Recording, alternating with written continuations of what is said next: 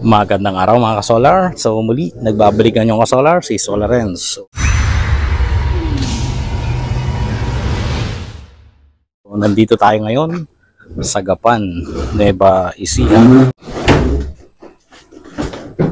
Mag-i-install tayo ng 8 kilowatt system dito.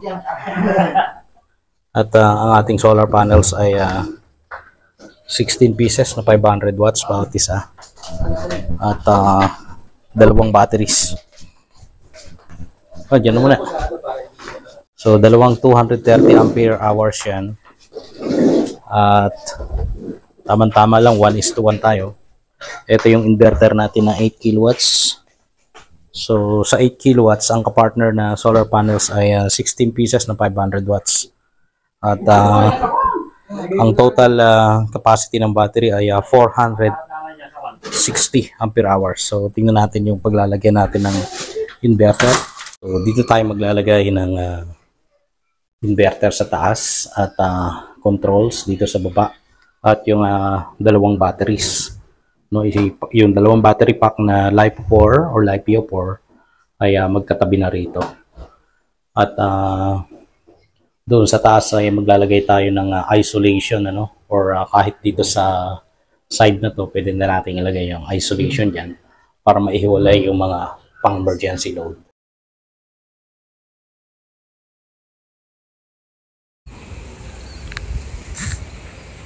Take off.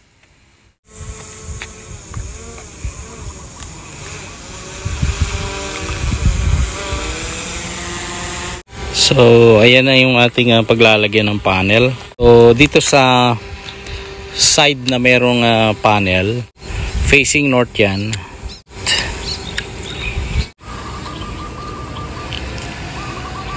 $11 pieces na solar panels ang mailalagay natin dyan. Pero ang total na panels ay equivalent to 8 kilowatts at 500 watts bawat isa. So, dito ay gagamit tayo ng 16 pieces na 500 watts. At malakas ito kasi N-type ang panels na lalagay natin dyan. At yan mismong nakalagay na yung mga panels. Kasalukuyan ng nakapagtaas tayo dyan ng 6 na piraso. At nasa baba pa yung 10.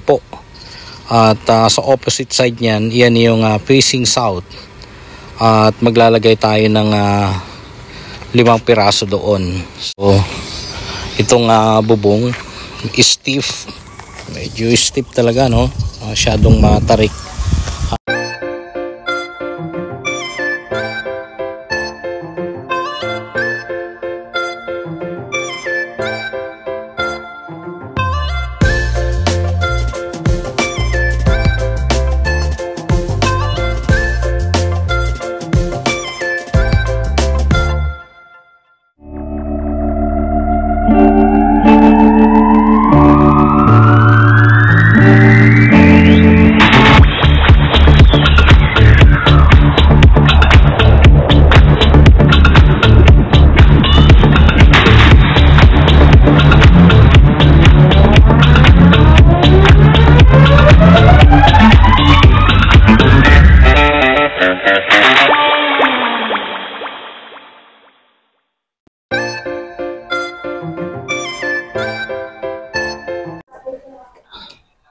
So, ayan mga kasolar, no? Kasalukuyan na nating tinatap.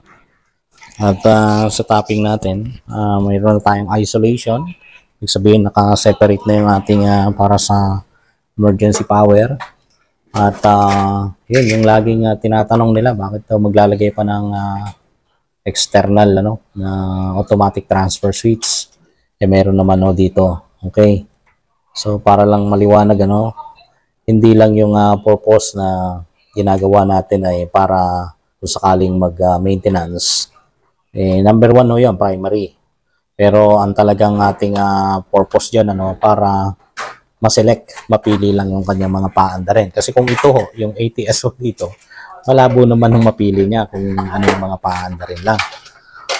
Dahil ang ibig ko lang sabihin nito, yung ATS niya sa loob ay ito, sa load side. So kung ano yung nakalagay sa load side, ay possible na yun lang din yung gagamitin mo para doon sa isolation. So paano pagka nasira ito? Dahil yung nakakonect sa load side, no, hindi rin namin nagamit na in case dapat na maglipat, kagaya ng paggamit ng ATS at maselect lang yung mga paanda rin, hindi namin nagawa.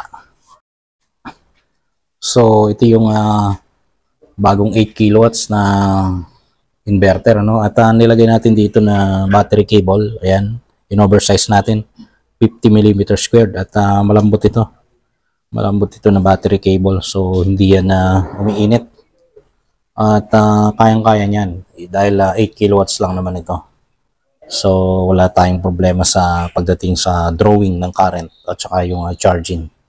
At mamaya ay i-connect natin yung Wi-Fi. So, papaganahin natin yan. Kaya lang, kailangan natin para sa safe mode ay kailangan natin mayroong supply either galing sa grid or yung NECO dito. At pwede rin sa solar panel. Kaya lang, yung solar panel natin ngayon ay kasalukuyan pa lang tinataas. So, hindi pa natin mapapa-power up yan unless makumpleto na. So, magtatap tayo mamaya dito ng grid natin. At yung sensor nakalagay na dyan. Ayan. Ito namang sensor na ito ay regardless kung saan nakapoint yung arrow niyan.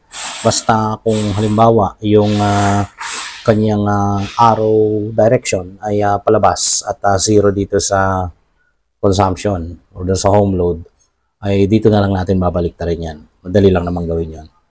So, hindi na natin kailangan pang mag-change doon ng direction dahil dito pa lang kaya na nating pagpalitin.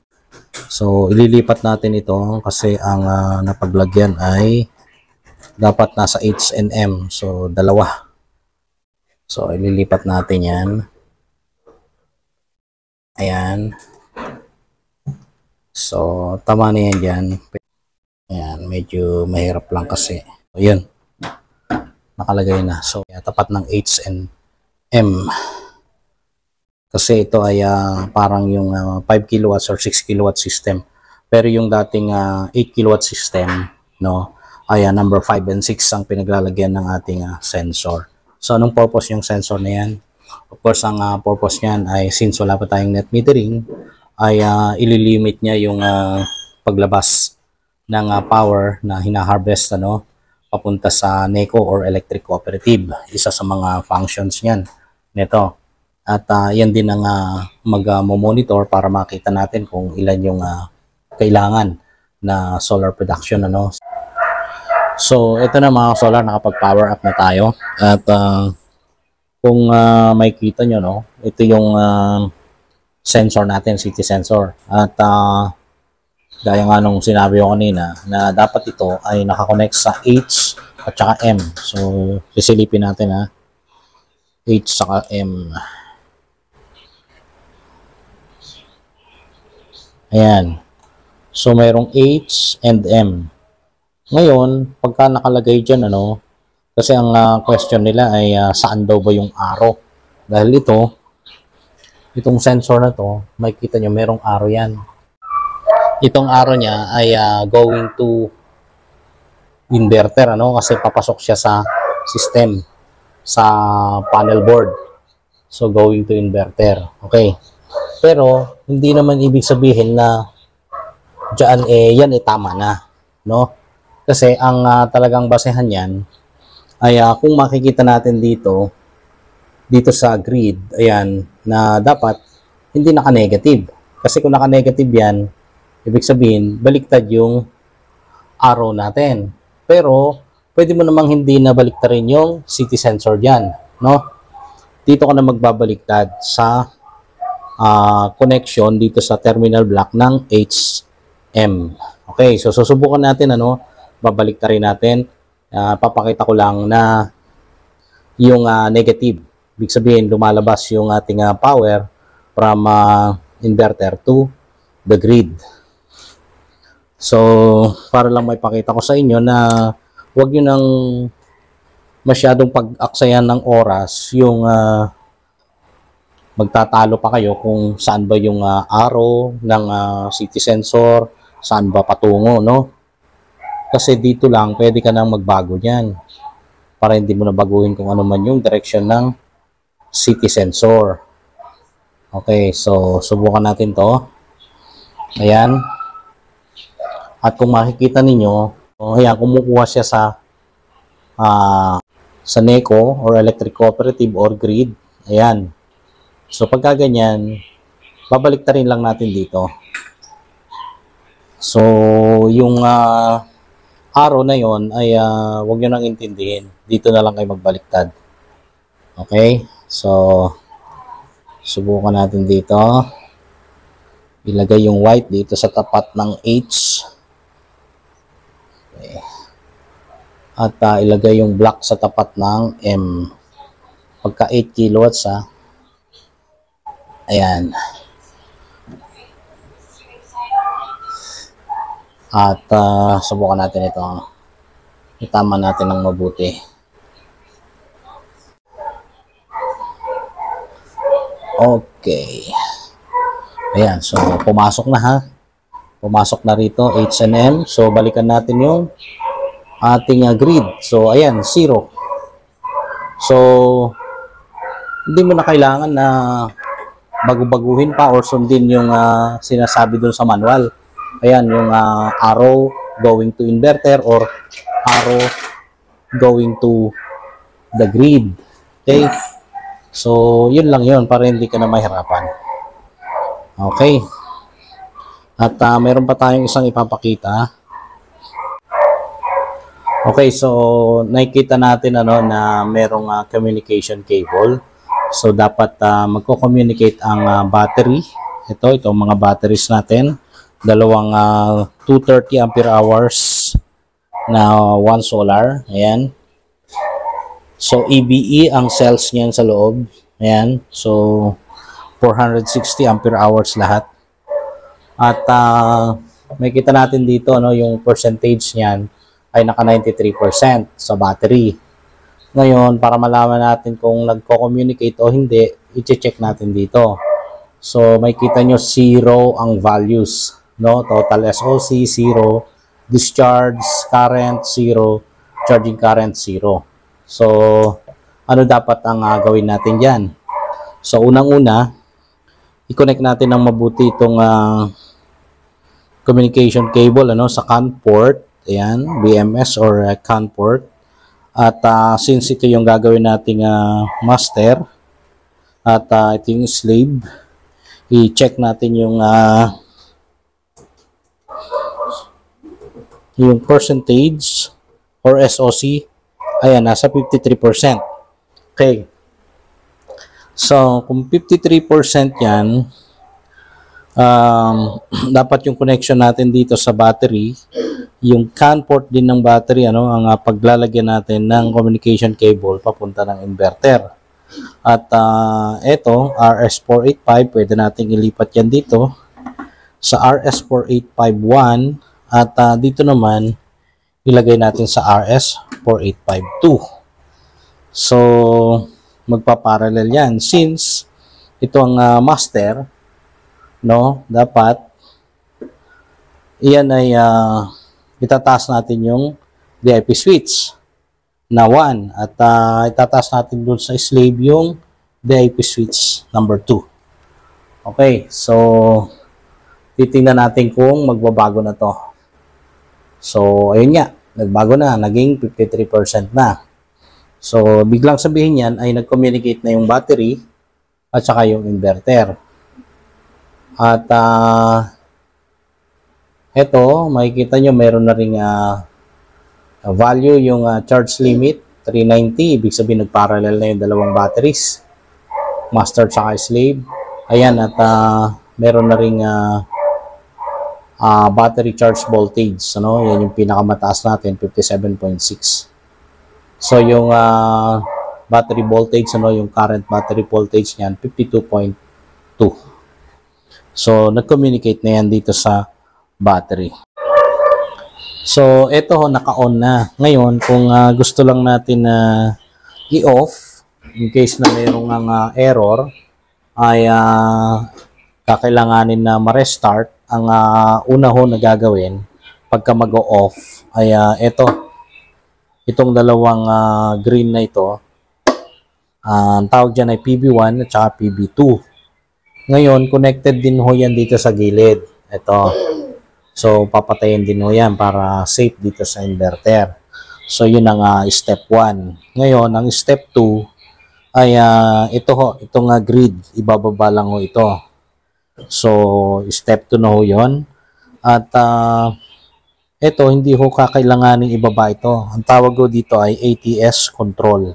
So, always lang naka-on ito para mag-bypass yung ating automatic transfer switch na tutuloy pa rin ang kuryente galing sa NECO para i-power up yung buong bahay. Dahil nga ito ay control para doon sa ATS at kung sakaling magme-maintenance tayo nito at o kaya ay resetting, ay ito lang ho ang pagaganahin nasa gitna. Ang tawag ko dito uli ay ATS control. So itong load side ay papatayin din ho ito. Pagka napatay na ho yan na po yung step 3. Okay. Ang gagawin na ho ay pipindutin na itong nasa gilid. Inverter switch ang tawag dito. So, hihintayin ho na mag-blackout ito. And, you know, yung process ng pag-shutdown. Ngayon, yung process naman ng pagpa-power up, baliktad naman ho. Ang process nun ay reverse nung ating ginawa. So, ang pinaka-step 1 niya, kailangan mo nang pumasok yung kuryente galing sa NECO at papasok lang yon kung i-on natin itong grid. Grid on tawag dyan. At susunod doon, itataas na ho natin itong PB1, PB2. Pag tinaas ho natin yan, dahil nga connected yan dito, ayan, kasama ito sa step number 2 sa pag-power up. Ilalagay natin dito sa on mode. Kasi ito, pagka nakapahalang, naka-on yan. Pagka pataas, naka-off. So, vertical off, tapos horizontal on. Okay, so yun ang step 2 ho sa pagbuhay. Ngayon, ang pinaka step 3 ay pipindutin na natin ito. Itong inverter switch. At pag napindot na ho natin yan, dapat may makikita ho tayo dito na ilaw ng DC, ilaw ng AC. At ito, after 10 minutes, yung normal, saka lang mag-a-appear yung ilaw na yan. At ang pinakahuli ho ay itataas natin itong load na to. Pero kailangan ho ito ay hindi ibababa kasi para sa battery ho ito. Lagi dapat nakasalo yan sa kuryente na galing sa grid. So ito na yung final day namin at tapos na kami. So observation na lang at ito medyo mataas na nga yung kanyang harvest compared doon sa kahapon. So 36%.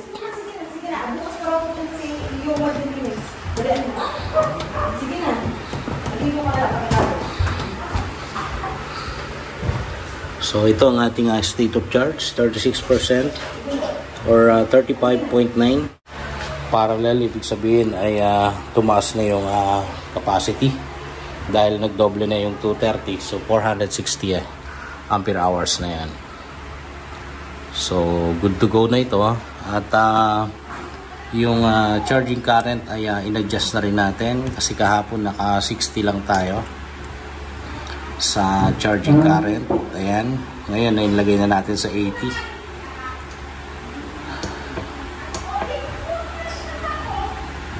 So, 9 o'clock pa lang naman at meron nang nakukuha na 4.55. At indication yan na maganda yung ating solar production. So, yun lang ang ating setup ngayon dito sa Gapan, Nueva Ecija. At muli, maraming salamat sa panonood. At usap tayo sa susunod na video. Muli, ang inyong kasolar, si Solarens.